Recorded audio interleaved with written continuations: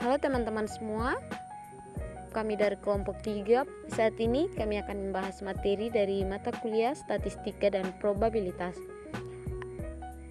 Adapun beberapa poin yang akan dibahas dari materi teori probabilitas. Yang pertama, konsep dasar probabilitas. Probabilitas ini didefinisikan sebagai peluang atau kemungkinan terjadinya suatu peristiwa. Hal ini didukung oleh Lin tahun 2002 yang mendefinisikan probabilitas sebagai suatu ukuran tentang kemungkinan suatu peristiwa atau event akan terjadi di masa mendatang. Probabilitas dinyatakan antara 0 sampai 1 atau dalam persentase. Adapun tujuan probabilitas, manfaat mempelajari probabilitas sangat berguna untuk pengambilan keputusan yang tepat, karena kehidupan di dunia tidak ada kepastian, sehingga diperlukan untuk mengetahui berapa besar probabilitas suatu peristiwa akan terjadi. Probabilitas dinyatakan dalam angka pecahan antara 0 sampai 1 atau dalam persentase. Manfaat probabilitas dalam kehidupan sehari-hari adalah membantu kita dalam mengambil suatu keputusan serta meramalkan kejadian yang mungkin terjadi. Jika kita tinjau pada saat kita melakukan penelitian, probabilitas memiliki beberapa fungsi, antara lain membantu peneliti dalam pengambilan keputusan yang lebih tepat. Ya, mungkin itu yang dapat saya sampaikan dari materi pertama terkait konsep dasar probabilitas. Ya, baik teman-teman, kita akan melanjutkan ke materi yang berikut, yaitu mengenai pendekatan dalam probabilitas. Dua pendekatan dalam menghitung probabilitas, yaitu pendekatan bersifat subjektif dan objektif.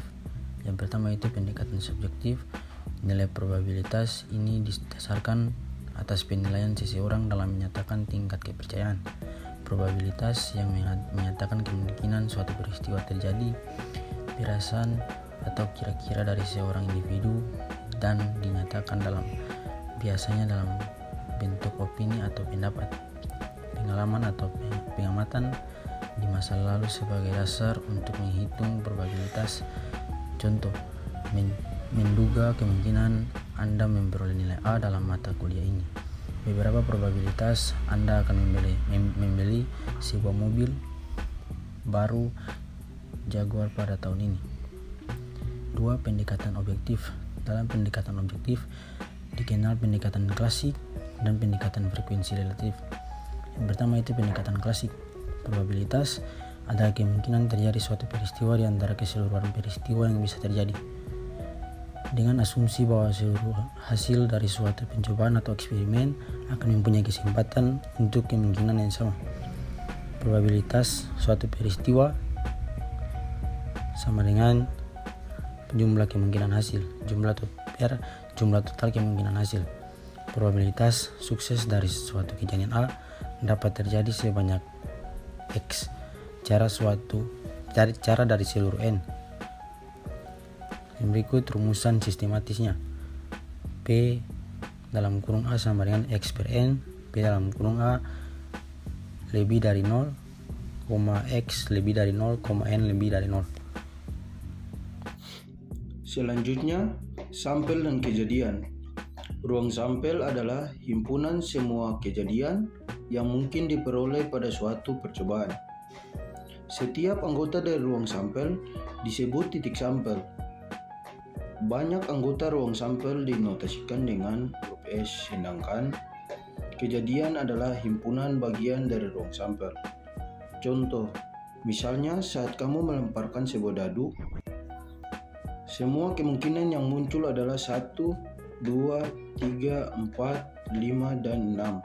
Nah, himpunan dari 1, 2, 3, 4, 5, 6 itulah yang disebut sebagai ruang sampel.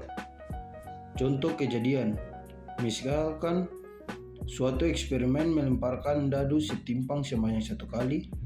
Apabila hasil yang mungkin adalah munculnya angka, maka ruang sampel dan kejadian munculnya angka genap.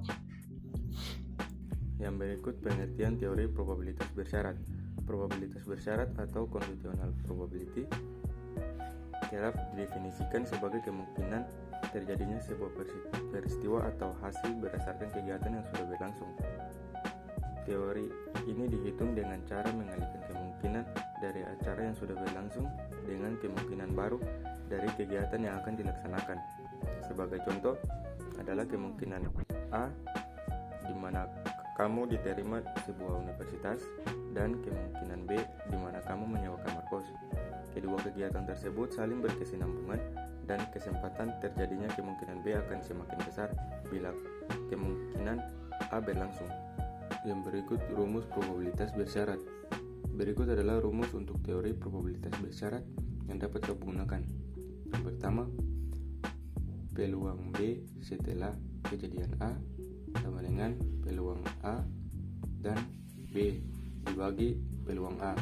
Atau yang berikut, peluang B setelah kejadian A sama dengan peluang A irisan B dibagi dengan peluang A.